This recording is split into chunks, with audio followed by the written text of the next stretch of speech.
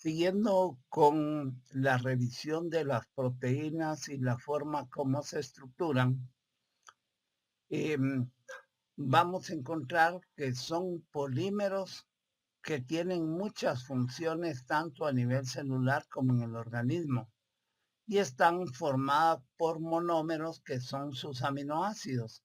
Y un aminoácido es un carbono que es asimétrico y que está unido a grupos carboxilo, grupo amino, un átomo de hidrógeno y una cadena lateral.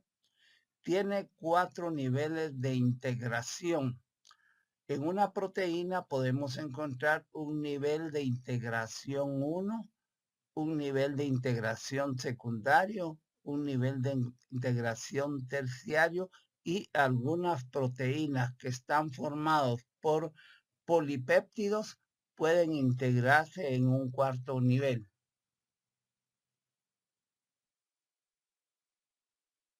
Vamos a revisar la estructura de los aminoácidos y entonces revisamos el dibujo de la parte central. Tienen un carbón asimétrico y luego a la derecha tienen el grupo carboxilo y a la izquierda tienen el grupo amino. Aquí abajo tienen un hidrógeno y arriba una cadena ramificada que se puede llamar también cadena radical. Es importante también que existen dos isómeros de los aminoácidos, pero los que tienen el grupo amino a la izquierda son los llamados L-aminoácidos y estos son los que van a integrar las proteínas. En las proteínas encontramos 20 aminoácidos, pero se pueden encontrar algunos otros que han sido modificaciones de los aminoácidos ya existentes. También podemos encontrar 10 aminoácidos esenciales que no los construye el organismo y que por lo tanto lo tenemos que adquirir de la dieta.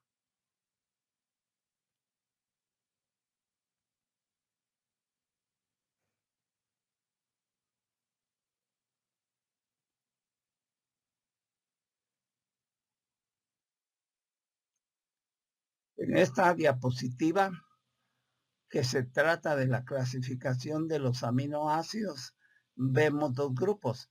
En el grupo superior son los apolares alifáticos y en el de abajo son los apolares aromáticos. Esa diferencia se hace porque si ustedes ven la estructura de las cadenas radicales en la parte de arriba, no van a tener conformación cíclica. En cambio, los que están abajo sí tienen una conformación cíclica en dicha cadena. Algo que es característico de estos aminoácidos es que son carentes de oxígeno y de nitrógeno en las cadenas radicales. Pero las cadenas radicales pueden ser muy largas. Por ejemplo, observemos la leucina. Entonces ven ustedes que la cadena lateral ya tiene 4 átomos de carbono. O podemos observar también la valina que tiene 3, la alanina que tiene un átomo de carbono y luego tenemos la glicina que es la más pequeña que solo tiene como cadena radical un hidrógeno. Y estos se caracterizan también porque pueden tener cadena lateral con o sin dobles enlaces. La cadena lateral es muy importante en la conformación de la estructura terciaria de la proteína. A diferencia de los aminoácidos no polares, estos polares se caracterizan por tener en su cadena lateral, que ustedes siempre la van a ver en las figuras con color rojo, oxígeno o pueden tener nitrógeno. Y así estamos viendo, por ejemplo, la serina tiene la cadena radical, un grupo H, también la trionina. Vamos a ver también la tiroxina. Luego podemos ver la glutamina, también tiene oxígeno. Y hacia abajo vemos que también hay muchas cadenas radicales que tienen nitrógeno y que tienen oxígeno también.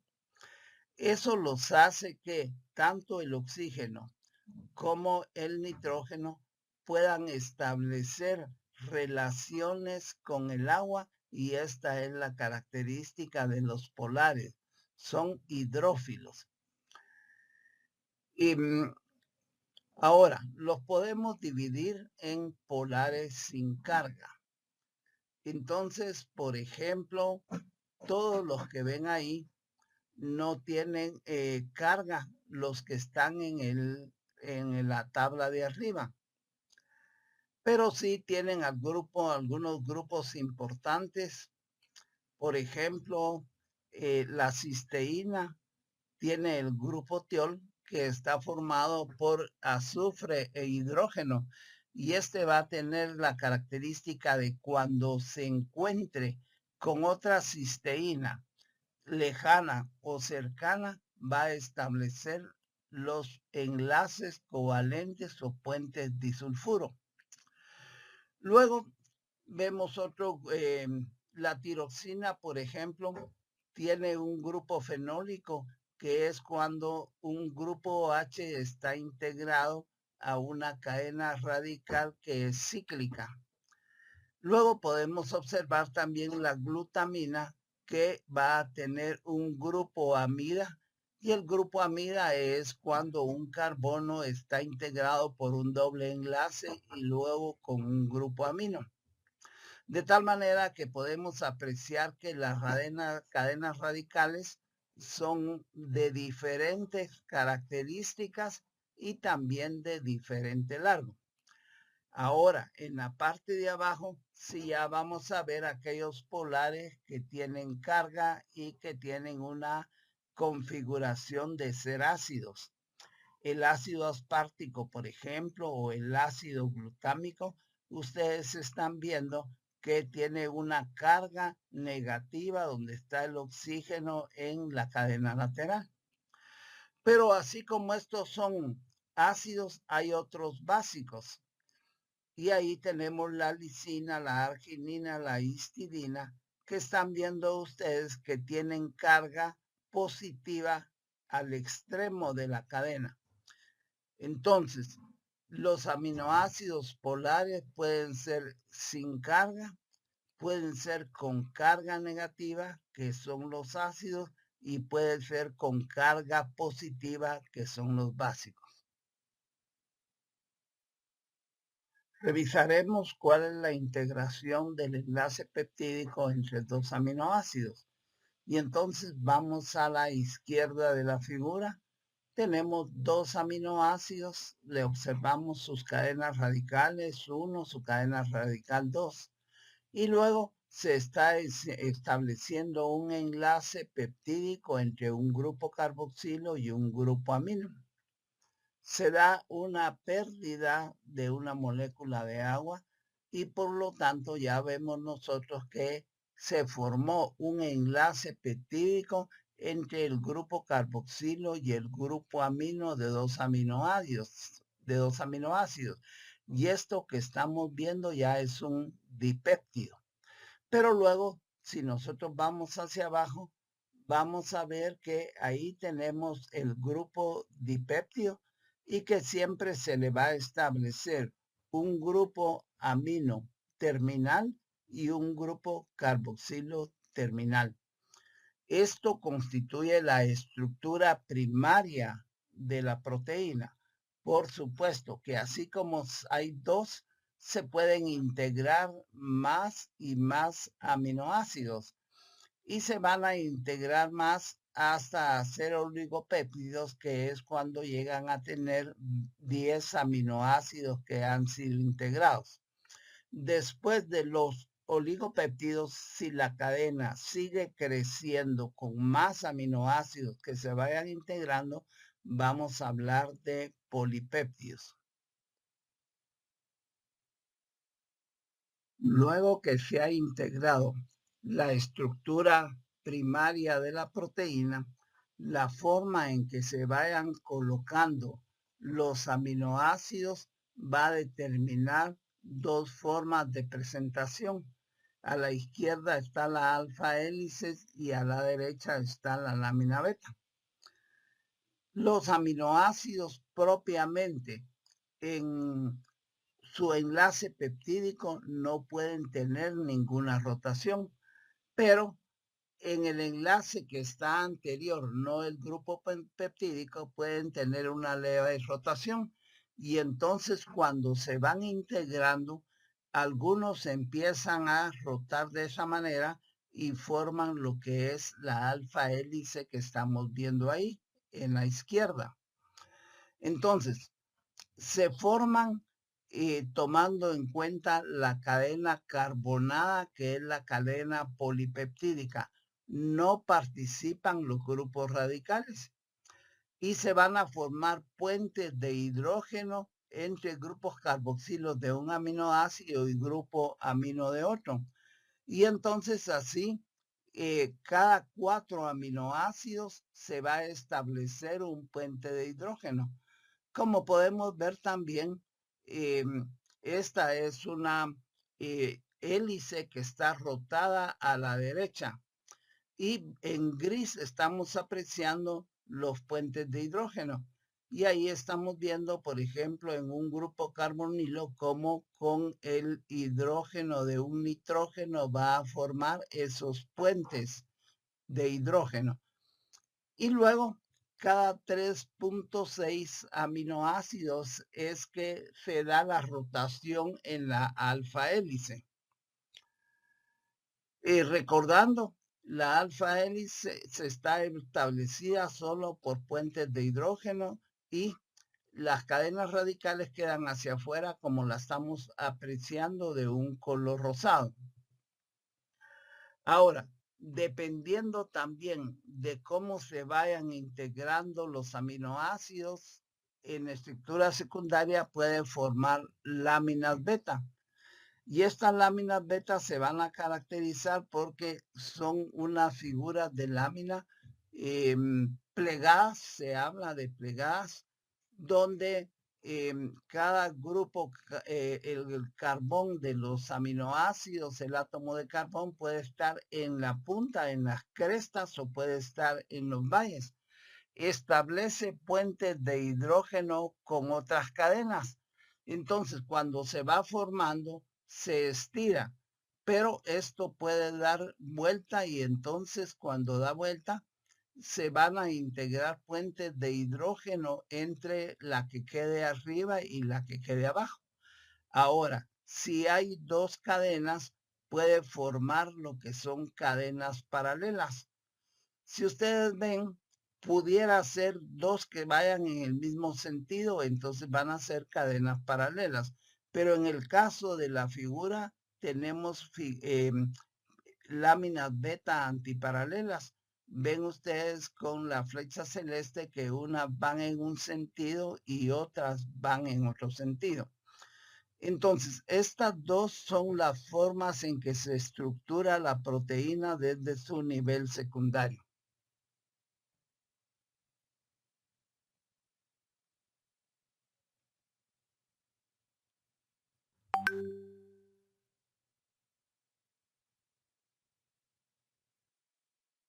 Respecto a la estructura terciaria,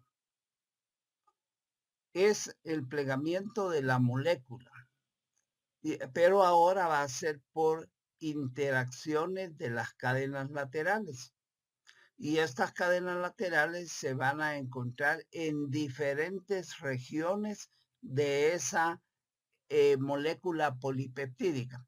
Cuando hablamos de una molécula polipeptídica, la podemos imaginar alargada, pero ya después se forma la estructura secundaria y después la estructura terciaria, que es la que estamos viendo aquí. Aquí toma un patrón dimensional o tridimensional en que se van plegando todas aquellas estructuras secundarias. En la figura podemos observar alfa, cadenas alfa que las ven ustedes como una espiral o podemos observar cadenas beta como las que ven ustedes con una flecha morada. Ahora, las regiones que van a conformar la proteína se van a ir integrando, no siguen un patrón establecido de plegamiento, sino que dependiendo de la información genética que tengan para constituir una proteína A, B o C, así es como se van a integrar todas esas regiones secundarias. De esta manera, podemos observar que hay proteínas que tienen un tipo fibroso y otras que tienen un tipo globular. Generalmente, las fibrosos es cuando predomina un sentido angosto y la globular es cuando toma una forma tridimensional globular y que puede contener las regiones dominio. Por ejemplo, una región dominio podía ser toda la figura que vemos ahí. Y en la región dominio vamos a encontrar láminas beta, que son las moradas, algunas cortas, algunas largas. Vamos a encontrar también láminas alfa y estos dominios van a tener funciones muy específicas. Por ejemplo, hay una proteína que se une al ADN para cuando se vaya a dar la transcripción del ADN. Y entonces ese dominio va a ser específico para la integración del ADN. Estas son algunas de las funciones que tienen los dominios. Por ejemplo, enlazan a otro pequeño ligando o bien a otra molécula. Pueden atravesar la membrana plasmática, es decir, ese es otro dominio que tienen para estar constituyendo la membrana plasmática. Luego también participan como enzimas, que son catalizadores de las reacciones. Y ahí un dominio puede tener precisamente el sitio catalítico donde va a ser modificada algún sustrato que llegue al sitio catalítico. Luego también pueden unirse al ADN y formar los factores de transcripción que son importantes para transcribir la información del ADN al ARN. Y luego también pueden tener una superficie específica para enlazarse a otra proteína. Entonces, esa es la importancia de los dominios. Les recuerdo, los dominios están conformados por diferentes aminoácidos que no siguen un patrón definitivo, como quien dice que todas las proteínas van a ser iguales en su conformación terciaria, sino que dependiendo de la información que tengan que le dio el ADN, así van a formar las proteínas que sean necesarias para el organismo.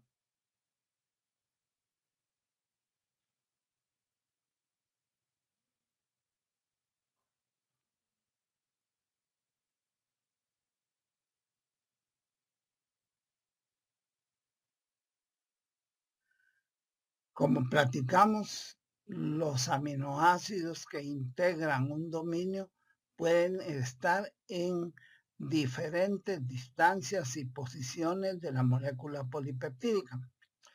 Arriba vemos nosotros, como un ejemplo sencillo, el grupo amino, el grupo carboxilo y luego vemos 3 aminoácidos, un rojo, un azul y un amarillo.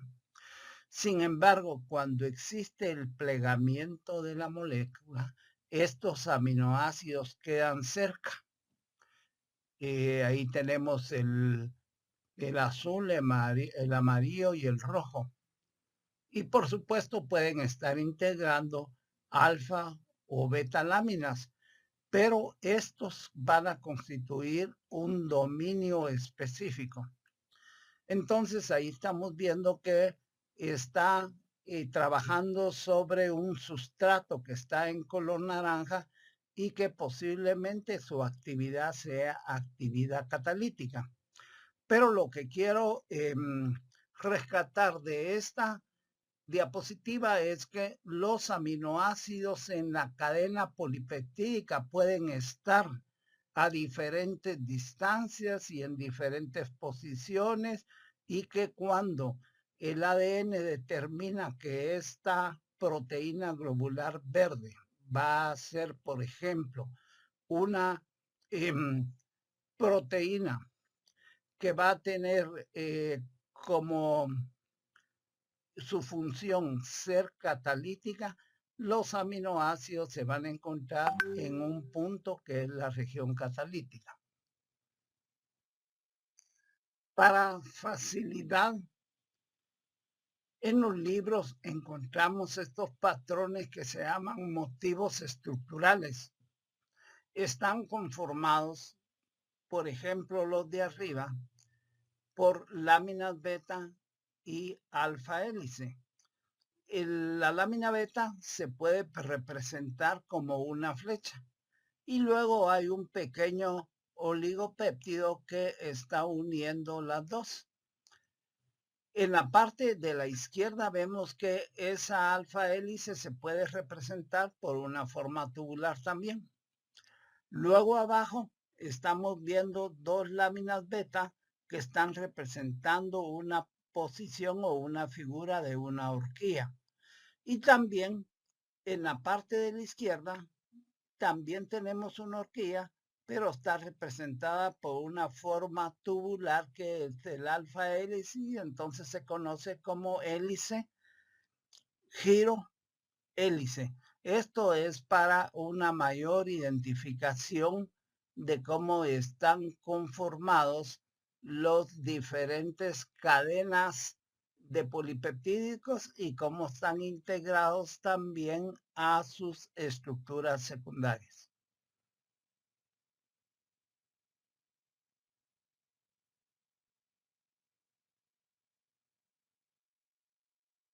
Cadenas polipeptídicas que tengan estructura terciaria van a permitir su integración y formar una estructura cuaternaria. Entonces, deben de haber varias cadenas polipeptídicas para que se forme esta estructura, como estamos viendo aquí el ejemplo de la hemoglobina. En realidad, en la hemoglobina hay 4 cadenas polipeptídicas, 2 azules y 2 amarillas. Unas son alfa, otras son una A y otra B, y están unidas a un átomo de hierro, que es el rojo que ven ahí, y la función que tiene esta proteína es el traslado de oxígeno unido a la hemoglobina, que va a llegar finalmente a todas las células del organismo llevando el oxígeno. Refiriéndonos a su plegamiento y estabilización. En el cuadro de la izquierda tenemos todo lo que es la configuración primaria y secundaria. Y en el cuadro de la derecha, ¿cuál es la estructura terciaria? Entonces, si hacemos una revisión, arriba en el lado izquierdo tenemos 2 aminoácidos, cómo se da el enlace peptídico. Luego ya tenemos un polipéptido que aquí tiene pocos aminoácidos, pero podemos ver que tiene su grupo amino terminal, su grupo carboxilo terminal, y las cadenas de los aminoácidos son muy variadas. Por ejemplo, ahí estamos viendo cadenas alifáticas y cadenas aromáticas también. Después de esta integración primaria, pasamos a la estructura secundaria, que es alfa y beta hélice, y después vamos a llegar ya en la lámina de la derecha a la estructura terciaria. En celeste, los aminoácidos, y luego vamos a tener los diferentes enlaces. Si se establecen 2 cisteínas que estén cerca, ahí vemos 3 cisteínas y por eso hay 3 enlaces disulfuro. Estas son enlaces covalentes que van a determinar la forma globular de la proteína. pero por supuesto participan otros enlaces no covalentes que son débiles. Y así podemos ver los puentes de hidrógeno entre grupos amino y grupos carboxilo. Podemos ver también las interacciones hidrofóbicas que están con una N, y es cuando los aminoácidos hidrofóbicos se colocan al interior de la molécula de la proteína. Pero también estamos viendo los aminoácidos polares con una P. Estos se van a colocar en la parte externa de la proteína. Y luego tenemos abajo cómo es la información que va a llegar para la síntesis de proteína. Tenemos la secuencia del ADN. Y ustedes ya recuerdan que platicamos de el ADN de nucleótidos. Ahora, esos nucleótidos pueden formar codones que son 3 nucleótidos. Entonces estamos viendo en el ADN por arriba, por ejemplo, GGC. Y esa información en el ribosoma va a servir para que ahí se coloque la glicina. Después tenemos timina, citosina, y esa información va a ser para que se coloque otro aminoácido. Luego tenemos timina, guanina, y va a ser para la leucina. Podemos ver otro GCA, o sea, nucleótido de guanina, citosina, y este va a ser para que se coloque el aminoácido alanina. Y podríamos ver otro, por ejemplo, ya al final tenemos GCA nuevamente. Tenemos nucleótidos de guanina, de citosina, de adenina, y esos son letras o uniones de 3 nucleótidos que se llaman codones. Y estos van a pasar la información para la síntesis de la proteína, de tal manera que una proteína tiene la información genética que el ADN transcribe a los ARNs para que en el ribosoma se pueda sintetizar. Estamos viendo, por ejemplo, que pueden aparecer varios aminoácidos. Por ejemplo, en la cadena aparecen 2 alaninas unidas. Luego tenemos aminoácidos muy variados, metionina interior. Luego tenemos glicina, leucina y otros aminoácidos más.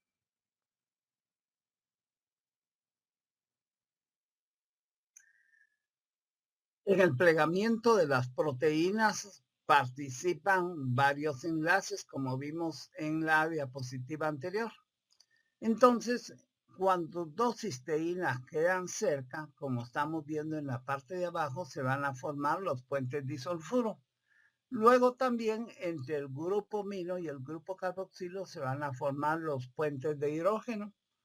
Cuando hay cadenas que tienen átomos que tienen carga diferente, entonces se va a establecer atracciones electrostáticas, que son los enlaces iónicos, y luego abajo estamos viendo las interacciones hidrofóbicas, que es cuando un grupo de aminoácidos que son no polares se quedan en el interior de la proteína, y eso va a ser la región hidrofóbica. Los polares estarían en la parte externa de la proteína. Los enlaces disulfuro se dan por oxidaciones dentro de la proteína, y estos van a formar los puentes disulfuro.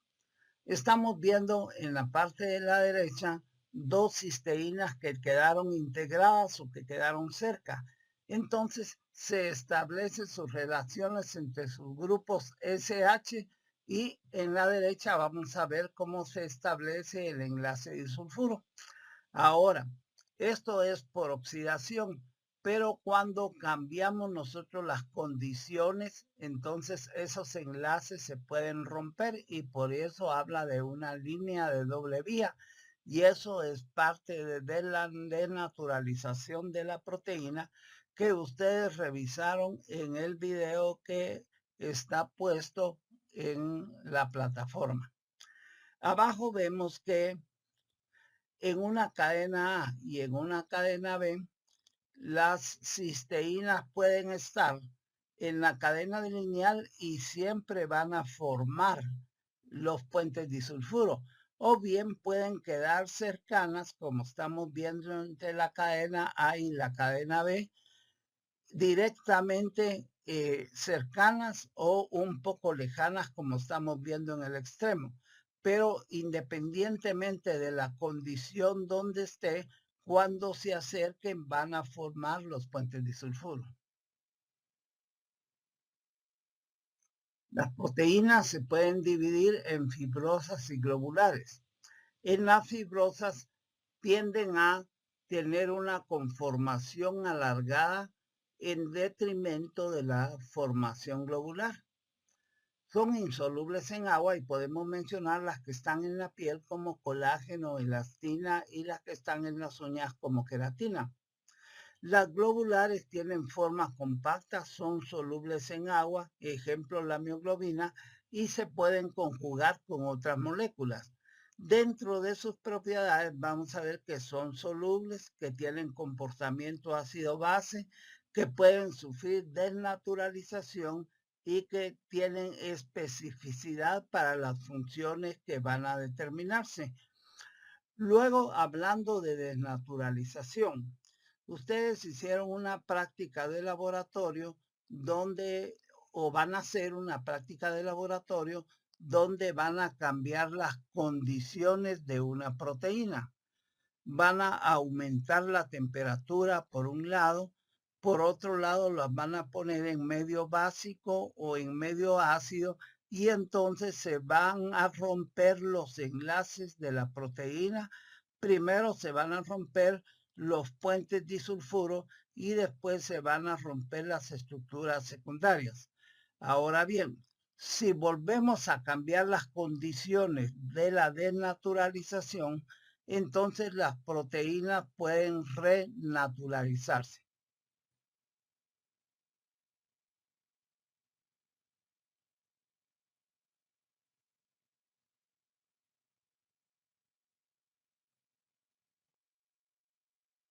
Las proteínas se pueden clasificar por su composición, simples o conjugadas. Por su morfología y solubilidad pueden ser fibrosas y globulares. Ahora, por su función, tenemos proteínas de transporte, por ejemplo, la hemoglobina que va a llevar el oxígeno a todas las células. Otra es estructural, las que conforman las membranas, también la que conforma el colágeno y la elastina. La ovoalbúmina puede servir como reserva energética y luego las que confieren inmunidad, que son inmunoglobulinas que van en algunas células de la sangre. Tienen función reguladora, que son las hormonas. También reciben señales y estas se ubican como glucoproteínas en las diferentes membranas de la célula. Y otra función muy importante es que son catalizadoras. Catálisis es cuando pueden modificar un sustrato sin que ellas sufran ningún cambio estructural. Y estas son las enzimas.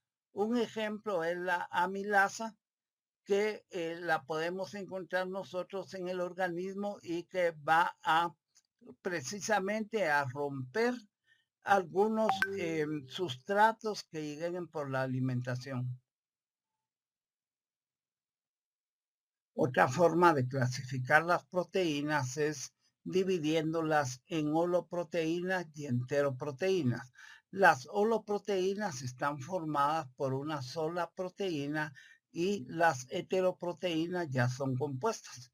Dentro de las holoproteínas tenemos las globulares y podemos mencionar albúminas, globulinas, histonas, y dentro de las filamentosas, los colágenos, las elastinas, las queratinas y también otras que son muy importantes en la contracción muscular como es la actina y la miosina. Las siguientes, las heteroproteínas son conjugadas.